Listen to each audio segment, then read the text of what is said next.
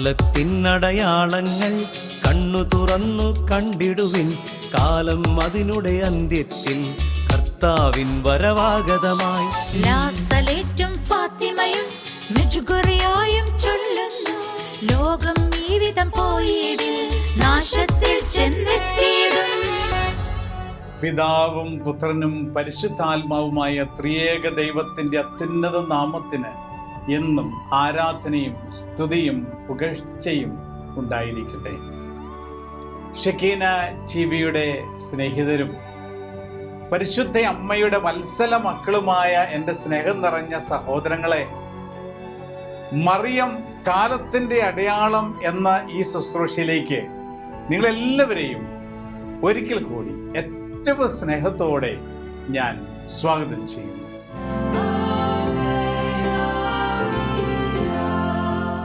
ഷെക്കീന ടിവിയിലൂടെ ഏതാനും വർഷങ്ങളായി ദൈവം ക്രമീകരിച്ചിരിക്കുന്ന ശുശ്രൂഷയാണ് മറിയം കാലത്തിൻ്റെ അടയാളം എന്ന ശുശ്രൂഷ. ഈ ശുശ്രൂഷ ദൈവം ക്രമീകരിക്കുന്നത് വെറുതെയല്ല, അതിൽ ദൈവത്തിന് വളരെ കൃത്യമായ ഒരു നിശ്ചയമുണ്ട്. ഈ ശുശ്രൂഷയെക്കുറിച്ച് ഇത് നയിക്കുന്ന പരിശുദ്ധ അമ്മയാണ്. പ്രത്യേകിച്ചും ഈ കാലഘട്ടത്തിൽ പരിശുദ്ധ അമ്മയിലൂടെ കർത്താവിൻ്റെ വരവിന് വേണ്ടി ഈ ലോകത്തെ ഒരുക്കുവാൻ ദൈവം ആഗ്രഹിച്ചുകൊണ്ട് ഈ ലോകത്ത് എല്ലാ ക്രമീകരണങ്ങളും നടത്തുമ്പോൾ ഷെക്കീന ടിവിയിലുള്ള മറിയം കാലത്തിന്റെ അടയാളം എന്ന ഈ ശുശ്രൂഷയ്ക്ക് വളരെ പ്രാധാന്യമുണ്ട്. പരിശുദ്ധ അമ്മ ഈ ലോകത്ത് പ്രത്യക്ഷപ്പെട്ട് നൽകിയ വിലപ്പെട്ട സന്ദേശങ്ങളാണ് നമ്മൾ ഈ ശുശ്രൂഷയിൽ മനസ്സിലാക്കുന്നതും ഏറ്റെടുക്കുന്നതും. എന്നാൽ ഇതിന്റെ പ്രത്യേകത, പരിശുദ്ധയമ്മ നൂറ്റാണ്ടുകളായി വിവിധ സ്ഥലങ്ങളിൽ, വിവിധ രാജ്യങ്ങളിൽ, വിവിധ സമയങ്ങളിൽ വിവിധ തരത്തിലുള്ള വ്യക്തികൾക്ക് നൽകുന്ന സന്ദേശങ്ങളാണ്. ഇത് വളരെ ഗൗരവമായി എടുത്തുകൊണ്ട് ഷെക്കീന ടിവി ഈ വർഷങ്ങളിലെല്ലാം പരിശുദ്ധ അമ്മയെ മഹത്വപ്പെടുത്തിക്കൊണ്ട്, അമ്മയിലൂടെ ദൈവത്തെ മഹത്വപ്പെടുത്തിക്കൊണ്ട് മുന്നോട്ട് പോകും. അതിന് പ്രിയമുള്ള സഹോദരങ്ങളെ, പരിശുദ്ധ അമ്മ നൽകുന്ന സന്ദേശങ്ങളെല്ലാം വളരെ വളരെ പ്രാധാന്യമുള്ളതാണ്. ഇന്ന് കഞ്ചിക്കോടുള്ള റാണി ജോൺ എന്ന് പറയുന്ന സഹോദരിക്ക് പരിശുദ്ധ അമ്മ നൽകിയ സന്ദേശങ്ങളുടെ തുടർച്ച നമ്മൾ കാണുമ്പോൾ ഇന്ന് നമുക്ക് ലഭിച്ചിരിക്കുന്ന വളരെ പ്രധാനപ്പെട്ട ഒരു സന്ദേശം പരിശുദ്ധ അമ്മയുടെ ജപമാല ഭക്തരായി മാറുക എന്നുള്ള സന്ദേശമാണ്. എന്താണ് ജപമാല ഭക്തരായി മാറുക എന്നുള്ളതിന്റെ അർത്ഥം? ജപമാല ഭക്തരായി മാറുവാൻ നമ്മളൊക്കെ പരിശ്രമിക്കുന്നുണ്ട്. നമ്മൾ ആരെയാണ് ജപമാല ഭക്തരെന്ന് വിളിക്കുക? കൊന്ത ചൊല്ലി നടക്കുന്നവരെ നമ്മൾ ജപമാല ഭക്തരെന്ന് വിളിക്കും. എന്നാൽ പരിശുദ്ധ അമ്മ പറയുകയാണ്, അവരല്ല ജപമാല ഭക്തർ, അവർ ജപമാല പ്രാർത്ഥനക്കാരാണ്. നമ്മളൊക്കെ കൊന്ത ചെല്ലുമ്പോൾ നമ്മൾ പ്രാർത്ഥിക്കുകയാണ്, ജപമാല പ്രാർത്ഥിക്കുകയാണ്. നമ്മൾ ജപമാല പ്രാർത്ഥിക്കുന്നത് കൊണ്ട് ജപമാല ഭക്തരായി മാറണം എന്ന് നിർബന്ധമില്ല. അമ്മ പറഞ്ഞു, പലപ്പോഴും നമ്മുടെ ജപമാല പ്രാർത്ഥനകളൊക്കെ അർത്ഥശൂന്യമായ അധര വ്യായാമമായി മാറുന്നത് നമ്മൾ ശ്രദ്ധിക്കുന്നുണ്ടോ എന്ന് പരിശുദ്ധ അമ്മ ചോദിക്കുന്നുണ്ട്. എന്നാൽ ഇന്നും സഹോദരങ്ങളെ, നിങ്ങൾ പലരും ഇന്ന് ജപമാല ചൊല്ലിയിട്ടുണ്ടാകാം, ഇല്ലെങ്കിൽ ജപമാല ചൊല്ലാൻ പോകുന്നുണ്ടാകാം. ചിന്തിക്കണം, എത്രമാത്രം താല്പര്യത്തോടും സ്നേഹത്തോടും എത്രമാത്രം ശ്രദ്ധയോടും കൂടിയാണ് നമ്മൾ ജപമാല ചെയ്യുന്നത്. പലപ്പോഴും നമ്മൾ ജപമാല എടുക്കുന്നു, ചൊല്ലുന്നു, മനസ്സ് ലോകത്തിന്റെ വിവിധ തലങ്ങളിൽ ഇങ്ങനെ അലഞ്ഞു തിരിഞ്ഞ് ജപമാല പ്രാർത്ഥന അധരം കൊണ്ടുള്ള പ്രാർത്ഥനയായി മാറുന്നത് പലപ്പോഴും സംഭവിക്കുന്നുണ്ട്. അതുകൊണ്ട് പരിശുദ്ധയമ്മ പറയുകയാണ്, ജപമാല ചൊല്ലുന്നവർ ജപമാല ഭക്തരാകണമെന്ന് നിർബന്ധമില്ല. അതാകണമെന്ന് നിർബന്ധമില്ല. ജപമാല കയ്യിൽ ഉള്ളത് കൊണ്ടോ ജപമാല പ്രാർത്ഥിച്ചത് കൊണ്ടോ നാം ജപമാല ഭക്തരായി മാറണമെന്ന് നിർബന്ധമില്ല. അല്പം കൂടി ശ്രദ്ധിച്ച് ജപമാല ഭക്തരായി മാറുവാനുള്ള ഒരു വിളിയാണ് പരിശുദ്ധ അമ്മ ഇന്ന് നമുക്ക് നൽകുന്നത്. അമ്മ പറയുന്ന ആരാണ് ഭക്തർ? ജപമാല പ്രാർത്ഥിക്കുന്നവരെ ഭക്തരാകാം, പക്ഷെ ആകണമെന്ന് നിർബന്ധമില്ല. എന്ന യഥാർത്ഥത്തിൽ ഭക്തരാരാണ്? ഭക്തർ ഭക്തരുടെ ഉള്ളിൽ സ്നേഹമുണ്ട്. ഭക്തി എന്ന് പറയുന്നത് സ്നേഹം കൊണ്ട് പൊതിയുന്നതാണ് ഭക്തി. നമുക്ക് ദൈവത്തോട് സ്നേഹമുണ്ടെങ്കിൽ ആ സ്നേഹം കൊണ്ട് ദൈവത്തെ പൊതിഞ്ഞ് നമ്മുടെ പ്രാർത്ഥനകളെ പൊതിയുമ്പോൾ അത് ഹൃദയത്തിൽ നിന്ന് വരുന്നതാണ്, അത് അധരത്തിൽ നിന്നുള്ളതല്ല. ഹൃദയം, അവിടെ സ്നേഹം നിറഞ്ഞിരിക്കുന്ന ഇടമാണ് ഹൃദയം. നമ്മുടെ എല്ലാം മനുഷ്യ ഹൃദയത്തിൽ നമ്മൾ പറയുന്നത് സ്നേഹമുണ്ട്. അവിടെ മനുഷ്യന്റെ സ്നേഹമുണ്ട്, അതോടൊപ്പം തന്നെ ദൈവീക സ്നേഹവും ഹൃദയത്തിൽ നിറഞ്ഞിട്ടുണ്ട്. റോമാക്കാർക്ക് എഴുതിയ ലേഖനത്തിന്റെ 5-ാം അധ്യായത്തിന് 5-ാം തിരുലിഖിതം വ്യക്തമായി പഠിപ്പിക്കുന്നുണ്ട്. നിങ്ങൾക്ക് അല്ലെങ്കിൽ നമുക്ക് ലഭിച്ചിരിക്കുന്ന പരിശുദ്ധാത്മാവിലൂടെ ദൈവത്തിന്റെ സ്നേഹം നമ്മുടെ ഹൃദയങ്ങളിലേക്ക് ചൊരിയപ്പെട്ടിരിക്കുന്നുവെന്ന് പൗലോസ്ലീഹ നമുക്ക് പങ്കുവെച്ച് നൽകുമ്പോൾ നമ്മുടെ ഹൃദയത്തിൽ എന്തുണ്ട്? നമ്മുടെ ഹൃദയത്തിൽ മനുഷ്യനോടുള്ള സ്നേഹമുണ്ട്. അതോടൊപ്പം തന്നെ പരിശുദ്ധാത്മാവിലൂടെ ദൈവ സ്നേഹം നമ്മുടെ ഹൃദയങ്ങളിൽ നിറയുന്നുണ്ട്. അതുകൊണ്ട് പ്രിയമുള്ള സഹോദരങ്ങളെ, നമ്മുടെയൊക്കെ ഹൃദയത്തിൽ ആരോടെങ്കിലും ക്ഷമിക്കാനോ സ്നേഹിക്കാനോ പറ്റാത്ത സാഹചര്യമുണ്ടെങ്കിൽ നമ്മൾ റോമ 5:5 അവകാശപ്പെട്ട് പ്രാർത്ഥിക്കണം. നമുക്ക് മറ്റുള്ളവരെ സ്നേഹിക്കാൻ പറ്റുന്നില്ല, ഇല്ലെങ്കിൽ നമുക്കൊരു സന്തോഷം കണ്ടെത്താൻ സാധിക്കുന്നില്ല, ഇപ്രകാരമുള്ള ഒരു മരവിച്ച അനുഭവത്തിലൂടെ നമ്മൾ കടന്നു പോകുന്നുണ്ടെങ്കിൽ നമ്മൾ റോമാക്കാരുടെ ലേഖനത്തിന് 5-ാം അധ്യായത്തിന് 5-ാം വചനം ഉച്ചരിച്ച് പ്രാർത്ഥിച്ച് ആ വചനത്തിന്റെ അഭിഷേകം നമ്മൾ ഏറ്റെടുക്കണം. നമുക്ക് നൽകപ്പെട്ടിരിക്കുന്ന പരിശുദ്ധാത്മാവിലൂടെ ദൈവത്തിന്റെ സ്നേഹം നമ്മുടെ ഹൃദയങ്ങളിലേക്ക് ചൊരിയപ്പെട്ടിരിക്കുന്നുവെന്ന്, അത് ചൊരിയപ്പെടുമെന്നല്ല, ചൊരിയപ്പെട്ടിരിക്കുന്നുവെന്നാണ് വചനം നമ്മെ ഓർപ്പിക്കുന്നത്. അതുകൊണ്ട് നമ്മുടെ ഹൃദയത്തിൽ എന്തുണ്ട്? നമ്മുടെ ഹൃദയം ദൈവസ്നേഹമുണ്ട്. ആ ദൈവസ്നേഹം ഉജ്ജ്വലിച്ചു കഴിഞ്ഞാൽ പിന്നെ നമ്മളെല്ലാം ഭക്തരായി മാറുകയാണ്. നമ്മുടെ ഹൃദയത്തിൽ നമ്മുടെ സ്നേഹം അതിന്റെ പൂർണ്ണതയിൽ എത്തുവാനായിട്ട് നമുക്ക് സാധിക്കുകയാണ്. അതുകൊണ്ട് പരിശുദ്ധ അമ്മ എന്ന് പറഞ്ഞിരുന്ന ഇപ്രകാരമാണ്, നമ്മൾ ജപമാല ഭക്തരായി മാറണമെങ്കിൽ ഹൃദയത്തിൽ ഒരു സ്നേഹമുണ്ടാകണം. ദൈവത്തോടുള്ള സ്നേഹം, ജപമാലയോടുള്ള സ്നേഹം, പരിശുദ്ധ അമ്മയോടുള്ള സ്നേഹം. ഈ ലോകത്ത് ദൈവം നമ്മളെയൊക്കെ വിളിച്ചിരിക്കുന്നത് സ്നേഹിക്കുന്നതിനു വേണ്ടിയാ. ആ സ്നേഹത്തിൽ നിന്നുകൊണ്ട് വേണം നമ്മൾ ജപമാല ചൊല്ലി പ്രാർത്ഥിക്കുവാൻ. അപ്പോഴാണ് നമ്മൾ ഭക്തനായി മാറുന്നത്. നമ്മൾ കൂട്ടിച്ചേർത്തു, സ്നേഹത്തിൽ പൊതിഞ്ഞു വേണം ജപമാല ചൊല്ലുവാൻ. സ്നേഹത്തിൽ പൊതിയുമ്പോൾ നമ്മൾ അശ്രദ്ധരാകുന്നില്ല. നമ്മുടെ ചിന്തകൾ ഇങ്ങനെ ലോകം മുഴുവനും അലഞ്ഞു തിരിയുന്നില്ല. നമ്മൾ ഏറ്റവും ഇഷ്ടമുള്ള ഒരു വ്യക്തിയുടെ, നമ്മൾ സ്നേഹിക്കുന്ന ഒരു വ്യക്തിയുടെ കൂടെയാണ് നമ്മളെങ്കിൽ ആ ഫുൾ അറ്റൻഷൻ ആ വ്യക്തിക്ക് കൊടുക്കുവാനായിട്ട് നമ്മൾ പരിശ്രമിക്കാറുണ്ട്. ഇപ്രകാരം ആ ഒരു ദൈവത്തിന് അല്ലെങ്കിൽ നമ്മുടെ ഓരോ പ്രാർത്ഥനയിലും ആ ഒരു ഫുൾ അറ്റൻഷൻ നൽകിക്കൊണ്ട് പ്രാർത്ഥിക്കുമ്പോഴാണ്, ആ സ്നേഹം കൊണ്ട് പൊതിഞ്ഞ് പ്രാർത്ഥിക്കുമ്പോഴാണ് നമ്മളൊക്കെ ഭക്തരായി മാറുന്നതെന്ന് പരിശുദ്ധൻ പറഞ്ഞു വരിക. എന്നിട്ട് അമ്മ പറഞ്ഞു, അത് സ്നേഹത്തിൽ പൊതിഞ്ഞതാണ് ഭക്തൻ അല്ലെങ്കിൽ ഭക്തി എന്ന് പറയുന്നത്. അതിൽ സ്വാർത്ഥതയില്ല. പക്ഷെ 2 കാര്യങ്ങളുണ്ട്. അത് പരിശുദ്ധമാണ്. നമ്മുടെ പ്രാർത്ഥനകൾ, നമ്മൾ ഭക്തരായി മാറണമെങ്കിൽ നമ്മുടെ പ്രാർത്ഥന പരിശുദ്ധമാകണം, സ്വാർത്ഥതയില്ലാത്തതാകണം. എന്തെങ്കിലും കാര്യങ്ങൾ നേടിയെടുക്കുന്നതിന് വേണ്ടി, എൻ്റെ ചില കാര്യങ്ങൾ ക്രമീകരിക്കുന്നതിന് വേണ്ടിയുള്ള പ്രാർത്ഥനയല്ല ജപമാല പ്രാർത്ഥന. ഒരു ഭക്തന്റെ പ്രാർത്ഥന അത് സ്നേഹം നിറഞ്ഞ പ്രാർത്ഥനയാണ്. അത് സ്വാർത്ഥതയില്ല. 2, അത് പരിശുദ്ധമാണ്. പരിശുദ്ധമായ പ്രാർത്ഥനയാണ് ഭക്തന്റെ പ്രാർത്ഥന. രണ്ടാമതായത് പരിശുദ്ധ പറയുക, അത് നിഷ്കളങ്കമാണ്. അതിൽ നിഷ്കളങ്കതയുണ്ട്. കളങ്കമില്ലാത്ത പ്രാർത്ഥനയാണ് ഭക്തന്റെ പ്രാർത്ഥന. കളങ്കമേശാത്ത പ്രാർത്ഥന, പരിശുദ്ധമായ പ്രാർത്ഥന, സ്വാർത്ഥതയില്ലാത്ത പ്രാർത്ഥന, സ്നേഹത്തിൽ പൊതിഞ്ഞ് ദൈവസന്നിധിയിൽ നാം സമർപ്പിക്കുമ്പോഴാണ് നാം യഥാർത്ഥ ഭക്തരായി മാറുക എന്ന് പരിശുദ്ധ അമ്മ നമ്മെ ഓർമ്മിപ്പിക്കുകയാണ്. അവരുടെ പ്രിയമുള്ള സഹോദരങ്ങളെ, ഇന്ന് വളരെ പ്രത്യേകമായി പരിശുദ്ധ അമ്മ നമ്മെ വിളിക്കുന്നത് നമ്മളെ ജപമാല ഭക്തരാക്കി മാറ്റുന്നതിന് വേണ്ടിയാണ്. ഇവിടെ നമ്മുടെ ഓരോ ജപമാല പ്രാർത്ഥനകളും നമുക്കൊന്ന് പരിശോധിക്കാം. എൻ്റെ പ്രാർത്ഥന അധര വ്യായാമമാണോ, അതോ എൻ്റെ ജപമാല പ്രാർത്ഥന ദൈവത്തോടുള്ള സ്നേഹത്താൽ പൊതിഞ്ഞുള്ള ഭക്തി നിറഞ്ഞ പ്രാർത്ഥനയാണോ എന്നുള്ള പരിശോധനയാണ് നമ്മുടെ ഓരോ ജപമാല പ്രാർത്ഥനകളിലും നമ്മൾ ഇപ്പോൾ, പ്രത്യേകിച്ച് ഇന്ന് നടത്തേണ്ടതെന്ന് പരിശുദ്ധ അമ്മ ആവശ്യപ്പെടുകയാണ്.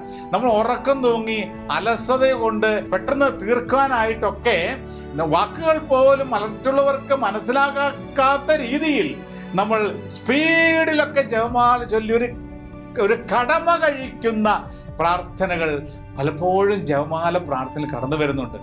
അത് പരിശുദ്ധമല്ല, അത് നിഷ്കളങ്കമല്ല, അതിൽ സ്വാർത്ഥതയുണ്ട്, പെട്ടെന്ന് തീരാൻ വേണ്ടി ചെല്ലുന്നതാണ്. പക്ഷെ ഒരു കടമ കഴിക്കലാണ്, അതിൽ സ്നേഹമില്ല.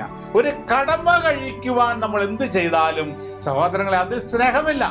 നമ്മൾ ഭക്തരായി മാറണമെങ്കിൽ യഥാർത്ഥമായ സ്നേഹത്താൽ പൊതിഞ്ഞുള്ള പ്രാർത്ഥനയായിരിക്കണമെന്ന് പരിശുദ്ധ അമ്മ നമ്മെ ഓർമ്മിപ്പിക്കുകയാണ്. അതുകൊണ്ട് പ്രിയമുള്ള സഹോദരങ്ങളെ, നമ്മളെല്ലാവരെയും ജപമാല ഭക്തരായി മാറുന്നതിന് വേണ്ടി പരിശുദ്ധ അമ്മ വിളിച്ചതിന് ശേഷം അമ്മ ഒരു വലിയ കാര്യം നമുക്ക് പറഞ്ഞു. നമ്മളെല്ലാവരും വളരെ ശ്രദ്ധയോടുകൂടി ജാഗ്രതയോടുകൂടി കൈകാര്യം ചെയ്യേണ്ട ഒരു കാര്യം അമ്മ പറഞ്ഞു തരികയാണ്. എന്താണ് അമ്മ പറഞ്ഞതെന്ന് അമ്മ ഇപ്രകാരമാണ് പറയുക. അമ്മ പറഞ്ഞു, ഈ ലോകത്തിലുള്ള എല്ലാ തിന്മകളുടെയും അടിസ്ഥാനം ഈ ലോക സുഖത്തിന്റെ പൂർണ്ണതയിൽ എത്തണമെന്നുള്ള മനുഷ്യന്റെ അജ്ഞതയാണ് എന്ന് അമ്മ പറഞ്ഞു തരികയാണ്. ഇത് അജ്ഞതയാണ്. അജ്ഞത എന്ന് പറഞ്ഞാൽ എന്താണ്? അറിവില്ലാത്തതാണ്. അറിവില്ലായ്മ എന്ന് പറഞ്ഞാൽ മൂഢനായ മനുഷ്യൻ എന്തോ സത്യമാണ് എന്ന് കരുതി യഥാർത്ഥത്തിൽ അല്ല, കരുതി ജീവിക്കുകയാണ്. അജ്ഞതയാണ്, ജ്ഞാനമില്ലാത്ത അവസ്ഥയാണ് അജ്ഞത. എന്താണ് അമ്മ അജ്ഞത എന്ന് വിളിക്കുന്നത്? ഈ ലോക സുഖങ്ങളുടെ പൂർണ്ണതയിൽ എത്തണമെന്ന വലിയ ആഗ്രഹത്തോടുകൂടി മനുഷ്യൻ ജീവിക്കുന്ന അജ്ഞതയാണ് എല്ലാ തിന്മകളുടെയും അടിസ്ഥാനം. പ്രിയമുള്ള സഹോദരങ്ങളെ, പരിശുദ്ധം പറഞ്ഞു തരുന്നത് വലിയൊരു കാര്യമാണ്. നമ്മളൊക്കെ ഒരു പക്ഷേ ആഗ്രഹിക്കുന്നത് ഈ ലോക സുഖങ്ങൾക്ക് വേണ്ടിയാണ്. ഈ ലോകത്ത് എത്ര നാൾ ജീവിച്ചാലും, നമ്മൾ ഈ ലോക സുഖങ്ങൾ എത്രമാത്രം നമുക്ക് ലഭിച്ചാലും എന്തുകൊണ്ടാണ് നമ്മൾ തൃപ്തരാകാത്തത്? ഈ ലോക സുഖങ്ങൾ ലഭിച്ച ഏതെങ്കിലും ഒരു വ്യക്തി തൃപ്തിപ്പെട്ടതായിട്ട് നിങ്ങൾ കണ്ടിട്ടുണ്ടോ? അല്ലെങ്കിൽ നിങ്ങൾ ആരെങ്കിലും തൃപ്തിപ്പെട്ടിട്ടുണ്ടോ? ഒന്ന് കഴിയുമ്പോൾ ഒന്ന്, മറ്റൊന്ന് കഴിയുമ്പോൾ മറ്റൊരാഗ്രഹം നമ്മളിലേക്ക് കടന്നു വരികയാണ്. അതുകൊണ്ടാണ് ചില ആത്മീയ ഗുരുക്കന്മാർ നമ്മളെ പഠിപ്പിക്കുന്നത്, നമ്മുടെ ശരീരത്തിന്റെ ഈ ലോകത്തിന്റെ സുഖങ്ങളെ എത്രമാത്രം തൃപ്തിപ്പെടുത്തുവാൻ നമ്മൾ ആഗ്രഹിച്ചാലും, അത് തൃപ്തിപ്പെടുത്തുന്നതിന് വേണ്ടി നമ്മൾ എത്രമാത്രം നമ്മളെ തന്നെ വിട്ടുകൊടുത്താലും നമ്മുടെ ശരീരം ഒരിക്കലും സാറ്റിസ്ഫൈഡ് ആകുന്നില്ല, ഒരിക്കലും തൃപ്തനാകുന്നില്ല. അത് വീണ്ടും വീണ്ടും നമ്മളോട് ചോദിച്ചുകൊണ്ടിരിക്കുക. അതുകൊണ്ട് the more you satisfy your body, the more it craves for the same. ഇതാണ് ആത്മീയ ഗുരുക്കന്മാർ നമ്മെ പഠിപ്പിക്കുന്നത്. നമ്മുടെ ശരീരത്തെ എത്രമാത്രം, ശരീരത്തിന്റെ പ്രവണതകളെ, ആസക്തികളെ, ഈ ലോക സുഖങ്ങളെ നമ്മുടെ ശരീരത്തിലേക്ക് എത്രമാത്രം ഏറ്റെടുക്കുവാൻ നമ്മൾ നമ്മളെ തന്നെ വിട്ടുകൊടുത്താലും the more and more it will be craving for it. അതികഠിനമായി അതേ സുഖങ്ങൾക്ക് വേണ്ടി വീണ്ടും വീണ്ടും ഈ ശരീരം അത് ചോദിച്ചുകൊണ്ടേയിരിക്കും, ഒരിക്കലും തൃപ്തരാകുന്നില്ല. എന്നിട്ട് അമ്മ പറയുകയാണ്, ഈ ലോകത്തെ എല്ലാ തിന്മകളുടെയും അടിസ്ഥാനം ഈ ലോക സുഖങ്ങൾക്ക് വേണ്ടിയുള്ള, ഈ ലോക സുഖങ്ങളുടെ പൂർണ്ണതയിൽ എത്തണമെന്നുള്ള മനുഷ്യന്റെ ആഗ്രഹമാകുന്ന അജ്ഞതയാണ്. അതുകൊണ്ട് നമുക്ക് എന്തെങ്കിലും ഈ ലോകത്ത് എന്തെങ്കിലും ഒരു സുഖം കിട്ടിയെന്ന് വെച്ചു, എന്തെങ്കിലും ഒരു പൊസിഷൻ നമ്മൾ എത്തപ്പെട്ടു, അത് കഴിയുമ്പോൾ അതിൽ ഉയർന്നൊരു പൊസിഷന് വേണ്ടി നമ്മൾ ആഗ്രഹിക്കുകയാണ്. നമുക്ക് എന്തെങ്കിലും ഒരു നല്ലൊരു സമ്പത്ത്, ഒരു കാർ ലഭിച്ചു, അതിലും നല്ലൊരു കാറിന് വേണ്ടി, ഒരു സുഖത്തിന് വേണ്ടി നമ്മൾ ആഗ്രഹിക്കുകയാണ്.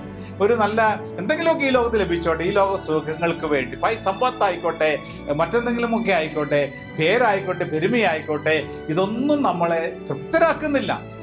എന്നാൽ പരിശുദ്ധ അമ്മ പറയുകയാണ്, മക്കളെ, നിങ്ങളെ തൃപ്തരാക്കുന്നത് ഈ ലോക സുഖത്തിന്റെ പൂർണ്ണതയിലെത്തുവാനുള്ള നിങ്ങളുടെ ആഗ്രഹത്തിന് നിങ്ങൾ വിട്ടുകൊടുക്കുമ്പോൾ അത് നിങ്ങൾ അജ്ഞതയിലുള്ള ജീവിതമാണ്. എന്നാൽ എന്താണ് നിങ്ങൾ കൈവരിക്കേണ്ടത്?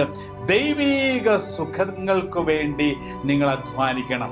ദൈവീക സുഖത്തിന് വേണ്ടി അധ്വാനിക്കുകയും ദൈവീക കാര്യങ്ങളിൽ വ്യാപൃതരാവുകയും ചെയ്തുകൊണ്ട് ദൈവരാജ്യത്തിന് വേണ്ടി അതിൻ്റെ പൂർണ്ണതയിലെത്തുവാൻ, ദൈവിക സുഖങ്ങളുടെ പൂർണ്ണതയിലെത്തുവാനുള്ള ഒരു പരിശ്രമം നിന്റെ ജീവിതത്തിൽ, എൻ്റെ ജീവിതത്തിൽ ഉണ്ടാകണമെന്ന് പരിശുദ്ധയമ്മ ആവശ്യപ്പെടുകയാണ്. ദൈവിക സുഖങ്ങളുടെ പൂർണ്ണത. എന്താണ് ദൈവിക സുഖങ്ങളുടെ പൂർണ്ണത എന്ന് പറഞ്ഞാൽ? ദൈവത്തെ ധ്യാനിച്ചുകൊണ്ട്, ദൈവിക കാര്യങ്ങളിൽ ഏർപ്പെട്ടുകൊണ്ട് പ്രാർത്ഥനയിൽ ജീവിക്കുക.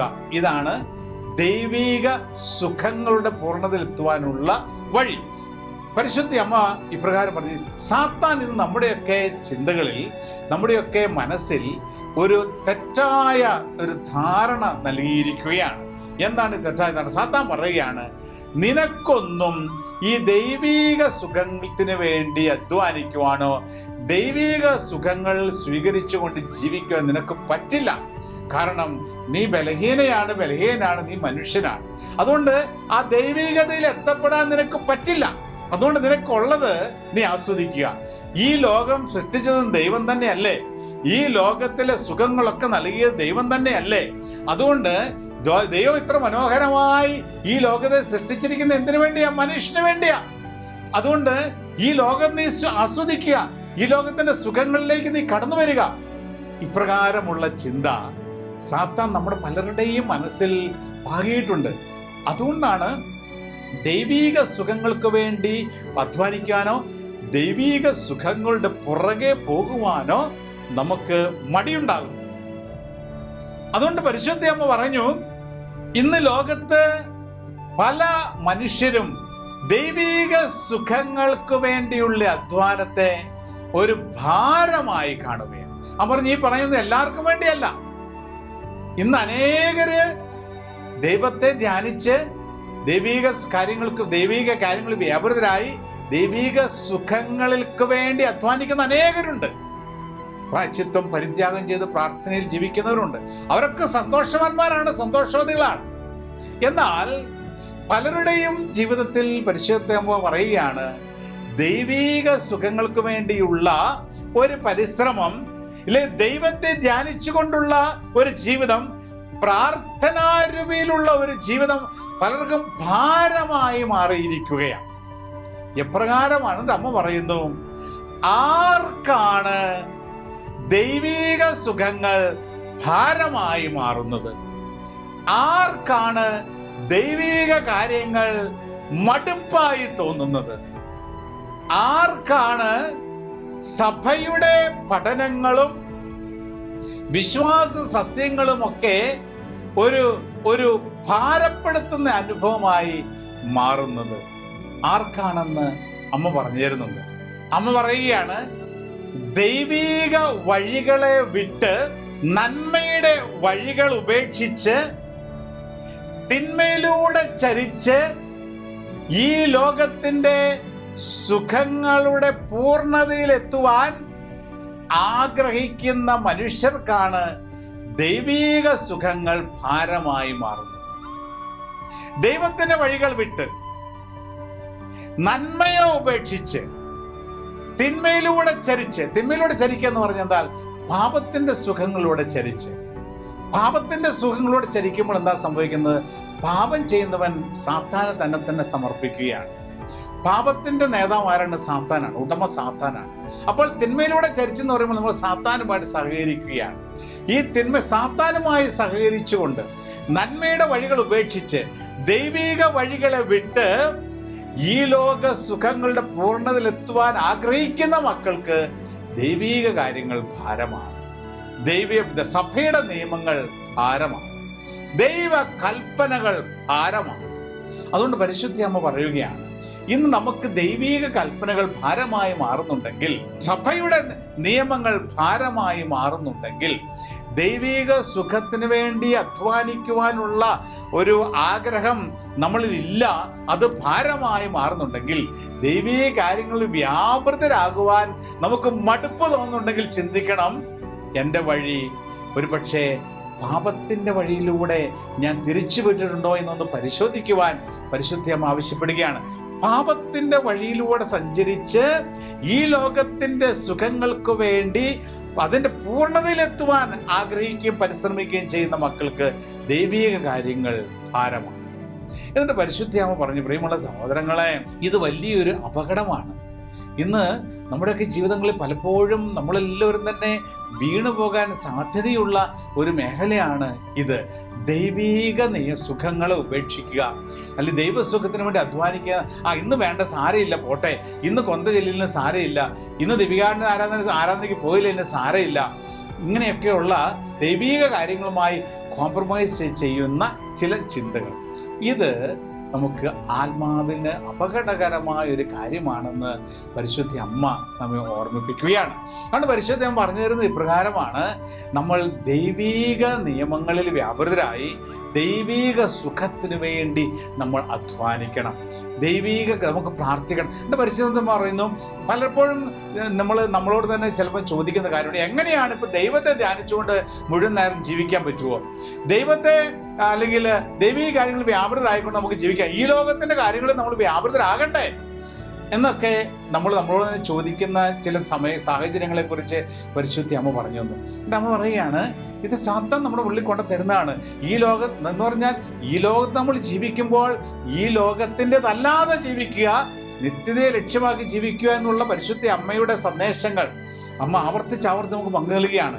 എന്നാൽ നമുക്ക് ഈ ലോകത്തിൻ്റെ കാര്യങ്ങളിൽ നമ്മുടെ ഉത്തരവാദിത്വങ്ങളൊക്കെ വിശ്വസ്തയോടെ നിർവഹിച്ചു പോകുമ്പോൾ നമുക്ക് സന്തോഷിക്കാൻ സാധിക്കുമോ? നമുക്ക് ദൈവിക സുഖത്തിന് വേണ്ടി അധ്വാനിക്കാൻ സാധിക്കുമോ? അതിനൊരു ഉത്തരം വിശുദ്ധ ഡോൺ ബോസ്കോ നമുക്ക് പറഞ്ഞു തരുന്നുണ്ട്. വിശുദ്ധ ഡോൺ ബോസ്കോ തൻ്റെ അനുയായികളോട്, മക്കളോട്, വൈദികരോട്, ബ്രദേഴ്സിനോട്, സിസ്റ്റേഴ്സിനോടൊക്കെ പറഞ്ഞു തരുന്ന കാര്യമാണ്. ഡോൺ ബോസ്കോയുടെ സ്പിരിച്വാലിറ്റി അത് തന്നെയാണ്. വിശുദ്ധ ഡോൺ ബോസ്കോ പറയുന്നു, ബി കോൺടെംപ്ലേറ്റീവ്സ് ഇൻ ആക്ഷൻ. നിങ്ങൾ ഈ ലോകത്തിൽ ഓരോ പ്രവൃത്തികൾ ചെയ്യുമ്പോഴും, നിങ്ങൾ ഓരോ ശുശ്രൂഷകൾ ചെയ്യുമ്പോഴും, നിങ്ങൾ തെരുവുകുട്ടികളുടെ ഇടയിൽ പ്രവർത്തിക്കുന്നുണ്ടാകാം, നിങ്ങൾ സ്കൂളുകളിൽ ശുശ്രൂഷ ചെയ്യുന്നുണ്ടാകാം, നിങ്ങൾ സ്ഥാപനങ്ങളിൽ ശുശ്രൂഷ ചെയ്യുന്നുണ്ടാകാം, നിങ്ങൾ ഹോസ്പിറ്റലുകളിൽ ജോലി ചെയ്യുന്നുണ്ടാകാം, നിങ്ങൾ മറ്റേതൊക്കെ മേഖലകളിൽ ജോലി ചെയ്യുമ്പോഴും, അത് ഈ ലോകത്ത് നിങ്ങൾ ഓരോ കാര്യങ്ങൾ ചെയ്യുമ്പോഴും ബി കോൺടെംപ്ലേറ്റീവ്സ് ഇൻ ആക്ഷൻ എന്ന് പറഞ്ഞാൽ എന്താണ്? നിങ്ങളുടെ ഹൃദയം ദൈവത്തിൽ ഒട്ടിച്ചിരിക്കണം, ദൈവത്തോട് ഒട്ടിച്ചേർന്നിരിക്കണം. വി കോൺടെംപ്ലേറ്റ്. നിങ്ങൾ എല്ലാ കാര്യങ്ങളും ചെയ്യുമ്പോൾ അത് ദൈവസ്ഥലിൽ സമർപ്പിക്കണം. അതുകൊണ്ട് ഈ ലോകത്ത് ജീവിക്കുമ്പോൾ നമുക്ക് ദൈവിക സുഖങ്ങളിൽ വ്യാപൃതരാകാൻ സാധിക്കും. ഇതാണ് വിശുദ്ധ ഡോൺ ബോസ്കോ നമുക്ക് പറഞ്ഞു തരുന്നത്. ഇത് വളരെ വികലമായ ഒരു ഐഡിയ അല്ല. തിന്മ നിനക്ക് അങ്ങനെ ജീവിക്കാൻ സാധിക്കില്ല എന്ന് നമ്മൾ പറയുമ്പോൾ വിശുദ്ധ ഡോൺ ബോസ്കോ പറയുന്ന അദ്ദേഹത്തിന്റെ സ്പിരിച്വാലിറ്റി അത് തന്നെയാണ്. Be contemplatives in action. നീ ഈ ലോകത്തിന്റെ ഓരോ കാര്യങ്ങൾ, നീ ഒരുപക്ഷെ സ്കൂളിൽ പഠിപ്പിക്കുന്ന വ്യക്തിയാകാം, നീ തെരുവുകുട്ടികളെ ശുശ്രൂഷിക്കുന്ന വ്യക്തിയാകാം, നമ്മുടെ ജയിലുകൾ പള്ളികളുടെ അടുത്ത് പോയി ശുശ്രൂഷ ചെയ്യുന്ന വ്യക്തികളാകാം, ഇവിടെ ഈ ലോകത്തിന്റെ പ്രവൃത്തികൾ എന്തൊക്കെ ആയിക്കോട്ടെ, വയലിൽ ജോലി ചെയ്യുന്ന വ്യക്തിയാകാം, നീ വണ്ടി ഓടിക്കുന്ന വ്യക്തിയാകാം, ഡ്രൈവറാകാം, എന്തൊക്കെയോ ആയിക്കോട്ടെ. ഇതൊക്കെ ചെയ്യുമ്പോഴും നിന്റെ ഹൃദയം ദൈവത്തിൽ ഐക്യപ്പെടുത്തിക്കൊണ്ട് ചെയ്യുവാൻ നിനക്ക് സാധിക്കും. ആ ഒരു കോൺടെംപ്ലേറ്റീവ്സ് ഇൻ ആക്ഷൻ എന്നുള്ള ഡോൺ ബോസ്കോയുടെ സ്പിരിച്വാലിറ്റി നമുക്ക് ഏറ്റെടുക്കുവാൻ സാധിച്ചാൽ തിന്മ പരാജയപ്പെടുകയാണ്. പിന്നെ നമ്മുടെ മനസ്സ് ഈ ലോകത്തിൻ്റെ സുഖങ്ങളുടെ പൂർണ്ണതയിലെത്താൻ നമ്മൾ ഓടുകയില്ല. കാരണം ദൈവീക സുഖങ്ങളുടെ പുറകെ ഓടുവാൻ മനസ്സ് തയ്യാറായി കഴിഞ്ഞിരിക്കുന്നു. അതാണ് മിസ്റ്റർ ഡോൺ ബോസ്കോയുടെ spirituality. Be contemplatives in action. എന്ത് ചെയ്യുമ്പോഴും ദൈവത്തിന് സമർപ്പിച്ച് ചെയ്യുക. എല്ലാ കാര്യങ്ങളും ചെയ്തു കഴിയുമ്പോൾ ചെയ്തുകൊണ്ട്, ദൈവമേ നിന്റെ മഹത്വത്തിന് വേണ്ടി ഞാനിത് ചെയ്യുന്നുവെന്ന് മനസ്സിൽ പറയുക. ഈ ലോകത്തിന് വേണ്ടിയല്ല, എൻ്റെ ദൈവത്തിന് വേണ്ടി ഞാനിത് ചെയ്യുന്നു. പാപത്തിന്റെ വഴികൾ ഉപേക്ഷിക്കുക, ദൈവീക വഴികളിലൂടെ സഞ്ചരിക്കുക. അങ്ങനെ ദൈവീക കാര്യങ്ങളിൽ വ്യാപരിച്ചു കഴിയുമ്പോൾ ദൈവീക സുഖങ്ങൾക്ക് വേണ്ടിയുള്ള വലിയ ഒരു ജ്ഞാനം നമുക്ക് ലഭിക്കുകയും ഈ ലോകത്തിന്റെ സുഖങ്ങളുടെ പൂർണ്ണമെത്താനുള്ള ആ അജ്ഞത നമ്മളിൽ നിന്ന് നീങ്ങിപ്പോവുകയും ചെയ്യും എന്നുള്ള പരിശുദ്ധ അമ്മയുടെ സന്ദേശം നമുക്ക് ഹൃദയങ്ങളിൽ ഏറ്റെടുക്കും. എന്നിട്ട് അമ്മ പറഞ്ഞു, ഈ ദൈവീക സുഖങ്ങളിലേക്ക് എത്തപ്പെടണമെങ്കിൽ, ഈ ലോകത്തിന്റെ സുഖങ്ങളുടെ പൂർണ്ണ എത്തണമെങ്കിൽ, നമ്മുടെ ആഗ്രഹം നമ്മളിൽ നിന്ന് ഇല്ലാതാകണമെങ്കിൽ ഒരൊറ്റ കാര്യമേ ഉള്ളൂ. അമ്മ പറഞ്ഞു, ഒരൊറ്റ കാര്യം നമ്മൾ ചെയ്യണം. ഒരേ ഒരു പോംവഴി അതിനുള്ളൂ. അമ്മ പറഞ്ഞ പോംവഴി ഇതാണ്: മാനസാന്തരപ്പെടുക. വെറുതെ ഒരു വാക്കല്ല, മാനസാന്തരപ്പെടുക. അമ്മ മാനസാന്തരപ്പെടുക എന്ന് പറഞ്ഞ അമ്മ പറഞ്ഞു തന്നു കൃത്യമായി എന്താണ് മാനസാന്തരപ്പെടുക എന്നതിന്റെ അർത്ഥം. അമ്മ പറഞ്ഞു, ഒരു പാപിക്ക് മാനസാന്തരത്തിന്റെ ആവശ്യമുണ്ട്. എനിക്കും നിങ്ങൾക്കൊക്കെ, പാപികളായ നമ്മൾക്ക് മാനസാന്തരത്തെ ആവശ്യമുണ്ട്. എന്നിട്ട് അമ്മ പറയുകയാണ്, ദൈവത്തെ ധ്യാനിച്ചുകൊണ്ട് ദൈവീക സുഖങ്ങൾക്ക് പുറകെ പോകുന്ന, അതിന് കൃപ ലഭിച്ച പരിശുദ്ധരായവർക്കും മാനസാന്തരത്തിന്റെ ആവശ്യമുണ്ട്. ഈ മാനസാന്തരം എന്ന് പറയുമ്പോൾ പാപജീവിതം നയിക്കുന്ന വ്യക്തികൾക്ക് മാത്രമല്ല, വിശുദ്ധ ജീവിതം നയിക്കുന്ന വ്യക്തികളെയും പരിശുദ്ധയമ്മ മാനസാന്തരത്തിലേക്ക് വിളിക്കുകയാണ്. അതുകൊണ്ട് പാപിക്കും പരിശുദ്ധനും മാനസാന്തരപ്പെടേണ്ടതിന്റെ അത്യാവശ്യമുണ്ടെന്ന് പരിശുദ്ധൻ പറഞ്ഞു തരികയാണ്. ഇനി എന്തിനാണ് ഈ പരിശുദ്ധ ജീവൻ നയിക്കുന്ന, വിശുദ്ധ ജീവൻ നയിക്കുന്ന വ്യക്തികൾക്ക് മാനസാന്തരത്തിന്റെ ആവശ്യം എന്താണ്? അമ്മ പറഞ്ഞു, പാപി എന്തിലേക്കാണ് മാനസാന്തരപ്പെടേണ്ടത്? പാപം ചെയ്യുന്ന ഇതിലെ എന്നെ പോലെയുള്ള പാപികളായിരിക്കുന്ന വ്യക്തികൾ വിശുദ്ധ ജീവിതത്തിലേക്ക് മാനസാന്തരപ്പെടണം, പരിശുദ്ധിയിലേക്ക് മാനസാന്തരപ്പെടണം. ഇനി പരിശുദ്ധനായവന്റെ ഇല്ലെങ്കിൽ പരിശുദ്ധിയിൽ ജീവിക്കുന്ന വ്യക്തികൾ എന്തിനേക്കാണ് മാനസാന്തരപ്പെടുന്നത്? ഒരു ഉപരി പരിശുദ്ധി ലഭിക്കുവാൻ വിശുദ്ധ ജീവൻ നയിക്കുന്ന മക്കൾ മാനസാന്തരപ്പെടണം. പറയുകയാണ്, നമ്മൾ പാപജീവൻ നയിക്കുന്ന വ്യക്തികൾ പരിശുദ്ധിയിലേക്ക് മാനസാന്തരപ്പെടണം, പാപത്തിന്റെ വഴികൾ ഉപേക്ഷിക്കണം, പരിശുദ്ധി ഏറ്റെടുക്കണം. ഇനി വിശുദ്ധ ജീവൻ നയിക്കുന്നവരോ ഇപ്പോഴത്തെ വിശുദ്ധിയിൽ നിന്ന് ഒരു ഉപരി വിശുദ്ധി സ്വീകരിക്കുവാൻ നമ്മൾ ആഗ്രഹിക്കണം, പരിശ്രമിക്കണം, പ്രാർത്ഥിക്കണം, അധ്വാനിക്കണം. അതുകൊണ്ട് അമ്മ പറയുകയാണ്, മാനസാന്തരപ്പെടുക എന്നുള്ളത് അത് ഏതാനും നിമിഷങ്ങൾക്കുള്ളിൽ സംഭവിക്കുന്ന കാര്യമല്ല. മാനസാന്തരപ്പെടുവാനുള്ള കൃപ ദൈവത്തിൽ നിന്ന് ഒരു നിമിഷത്തിൽ നമുക്ക് സ്വീകരിക്കാൻ പറ്റിയെന്നിരിക്കും. ദൈവം കരുണാമയനാണ്. നമ്മൾ കരുണയ്ക്ക് വേണ്ടി യാചിക്കുമ്പോൾ, നമ്മൾ പ്രായശ്ചിത്തം ചെയ്യുമ്പോൾ, നമ്മൾ വിശുദ്ധിക്ക് വേണ്ടി ആഗ്രഹിച്ചുകൊണ്ട് പരിഹാരം ചെയ്യുമ്പോൾ ദൈവം കരുണാമയനായവൻ മാനസാന്തരപ്പെടുവാനുള്ള കൃപ നമുക്ക് നൽകാം. എന്നാൽ അമ്മ പറഞ്ഞു, മാനസാന്തരപ്പെടുക എന്നുള്ള കൃപ ഒരു നിമിഷം കൊണ്ട് ലഭിക്കുകയാണെങ്കിലും അതിന്റെ പൂർണ്ണതയിൽ നാം എത്തുന്നത് ഒരായുസ് കൊണ്ടേ എത്തുകയുള്ളൂവെന്ന് പരിശുദ്ധ അമ്മ പറയുകയാണ്. അതൊരു കണ്ടിന്യൂവസ് പ്രോസസ്സാണ്, അതൊരു പ്രക്രിയയാണ്, തുടർന്നുകൊണ്ടേ പോകുന്ന ഒരു പ്രക്രിയയാണ്. അതുകൊണ്ട് മാനസാന്തരത്തിലേക്ക് പരിശുദ്ധ അമ്മ നമ്മളെ വിളിക്കുമ്പോൾ, പ്രിയമുള്ള സഹോദരങ്ങളെ, ഇന്ന് മാനസാന്തരപ്പെട്ടത് അതുകൊണ്ട് ഞാൻ ജീവിതാവസാനം വരെ നിലനിന്ന് പോകും എന്ന് ചിന്തിക്കരുത്. അത് തുടരേണ്ട ഒരു പ്രക്രിയയാണ്. അത് അമ്മ പറയുകയാണ്, മാനസാന്തരം ഒരു നിമിഷം കൊണ്ട് സംഭവിക്കാം, പക്ഷെ അതിന്റെ പൂർണ്ണതയിൽ എത്തുന്നത് ഒരായുസ് കൊണ്ടേ നമ്മൾ അതിന്റെ പൂർണ്ണതയിൽ എത്തുകയുള്ളൂ. ഇനി സംഭവിക്കുന്ന ഇപ്രകാരമാണ്. പലപ്പോഴും പ്രിയമുള്ള സഹോദരങ്ങളെ, നമുക്ക് ഒരു ദൈവാനുഭവം ഉണ്ടായി കഴിയുമ്പോൾ, ദൈവത്തിന് അല്പസമയമൊക്കെ നമ്മൾ പാപത്തെ ഉപേക്ഷിക്കാൻ നമുക്ക് സാധിച്ചു, ഒരു ദൈവാനുഭവം ഉണ്ടായി, പ്രാർത്ഥനയിലൂടെ ഏതൊക്കെ മേഖലയിലായിക്കോട്ടെ ഒരു ദൈവാനുഭവം നമുക്കുണ്ടായി. അതിൻ്റെ ആ ഒരു ദൈവാനുഭവത്തിൽ നിന്നുകൊണ്ട് പാപത്തിൻ്റെ വഴികൾ നമ്മൾ ഉപേക്ഷിച്ചു, നമ്മൾ പ്രാർത്ഥനയിലേക്ക് കടന്നു വന്നു, ദൈവിക സുഖങ്ങൾ അനുഭവിക്കാൻ നമുക്ക് തുടങ്ങി, ദൈവിക സുഖങ്ങളുടെ വഴികളിലേക്ക് നമ്മളെ തന്നെ നയിക്കുവാനായിട്ട് ആരംഭിച്ചു. അങ്ങനെ പോകുന്ന സമയത്ത് പെട്ടെന്ന് ജീവിതത്തിൽ ഒരു തിക്താനുഭവം ഉണ്ടാവുകയാണ്, പെട്ടെന്ന് ജീവിതത്തിൽ ഒരു വെല്ലുവിളി ഉണ്ടാവുകയാണ്, പെട്ടെന്ന് ജീവിതത്തിൽ ക്ലേശം വരികയാണ്, ഒരു ബുദ്ധിമുട്ട്, ഒരു തകർച്ച വരികയാണ്. അമ്മ പറയുകയാണ്, പലപ്പോഴും അവിടെ വീണ്ടും നമ്മൾ വീണുപോകും, അവിടെ വീണ്ടും നമ്മൾ ഉപേക്ഷിച്ച പലതിനെയും എടുത്ത് ഉപയോഗിക്കാനായിട്ട് തുടങ്ങും. ഇങ്ങനെ ഇപ്രകാരം ഒരു ദൈവാനുഭവത്തിലൂടെ നന്മയുടെ വഴിയിലേക്ക് കടന്നു വന്ന നാം വീണ്ടും ഒരു തിക്താനുഭവത്തിന്റെ വഴിയിൽ ഒരു വെല്ലുവിളി ഉണ്ടാകുമ്പോൾ ഉപേക്ഷിച്ചത് വീണ്ടും എടുത്ത് ഉപയോഗിക്കാൻ തുടങ്ങുമ്പോൾ അവിടെ തീർന്നവിടെ മാനസാന്തരം, അതോടെ മാനസാന്തരം അവസാനിക്കുകയാണെന്ന് നാം പറയുകയാണ്. അതുകൊണ്ട് അമ്മ പറയുക, നമ്മളെല്ലാവരും, ഞാനും നിങ്ങളും ഏതാനും നാളുകൾ അല്പം നന്മ ചെയ്യുവാൻ സാധിച്ചുവെന്നോർത്ത് ഞാൻ വിശുദ്ധനായി എന്ന് കരുതരുത്.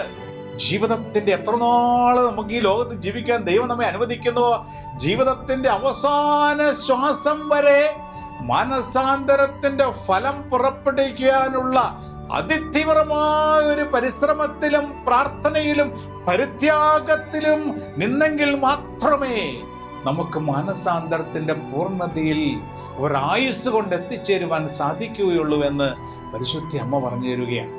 എന്റെ പ്രിയമുള്ള സഹോദരങ്ങളെ, പാപികൾ പരിശുദ്ധിയിലേക്ക് മാനസാന്തരപ്പെടണം.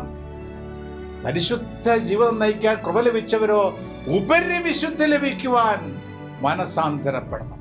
പ്രിയമുള്ള സഹോദരങ്ങളെ, അതുകൊണ്ട് നമുക്ക് പരിശുദ്ധ അമ്മയോട് ചേർന്ന് പ്രാർത്ഥിക്കാം. അമ്മ ആവശ്യപ്പെട്ടതനുസരിച്ച് യഥാർത്ഥമായ സ്നേഹം നിറഞ്ഞ ജപമാല ഭക്തരായി മാറിക്കൊണ്ട് ഈ ലോകത്തിന്റെ സുഖങ്ങളുടെ പൂർണ്ണതയിലെത്തുവാനുള്ള നമ്മുടെ പരിശ്രമത്തിന്റെ അജ്ഞതയെ തകർത്തുകൊണ്ട് ദൈവീക സുഖങ്ങൾ ജീവിതത്തിൽ ആസ്വദിച്ചുകൊണ്ട് ദൈവീക കാര്യങ്ങളിൽ വ്യാപൃതരായി മനസാന്തരത്തിന്റെ ഫലം പുറപ്പെടുവിക്കുവാൻ ഒരായുസ് കൊണ്ട് മനസാന്തരപ്പെട്ട് ദൈവം ആഗ്രഹിക്കുന്ന പരിശുദ്ധിയിൽ എത്തിച്ചേരുവാനുള്ള വലിയൊരു ദാഹം നമുക്ക് ലഭിക്കുവാൻ, ആ കൃപ ലഭിക്കുവാൻ ആഗ്രഹിച്ചുകൊണ്ട് പരിശുദ്ധ ജീവിതത്തിന് വേണ്ടി അധ്വാനിക്കുവാനുള്ള കൃപ ലഭിക്കുവാൻ ആഗ്രഹിച്ചുകൊണ്ട് പരിശുദ്ധ അമ്മയോട് ചേർന്ന് നമുക്ക് പ്രാർത്ഥിക്കാം. ഓ മറിയമ്മേ, എൻ്റെ അമ്മേ, ഞാൻ മുഴുവനും അമ്മയുടെ, എന്നെ പിതാവും പുത്രനും പരിശുദ്ധാത്മാവുമായി ത്രിയേക ദൈവത്തിൻ്റെ മാത്രം സ്വന്തമാക്കി മാറ്റുന്നു. ആമേൻ. നമ്മുടെ കർത്താവ് ഈശോ മിശിഹായുടെ കൃപയും പിതാവായ ദൈവത്തിൻ്റെ സ്നേഹവും പരിശുദ്ധാത്മാവിൻ്റെ സഹവാസവും സാന്നിധ്യ അനുഗ്രഹവും നിങ്ങൾ ഓരോരുത്തരും എന്നും എപ്പോഴും ഉണ്ടായിരിക്കട്ടെ, ഇപ്പോഴും എപ്പോഴും എന്നേക്കും. ആമേൻ. Ave Maria.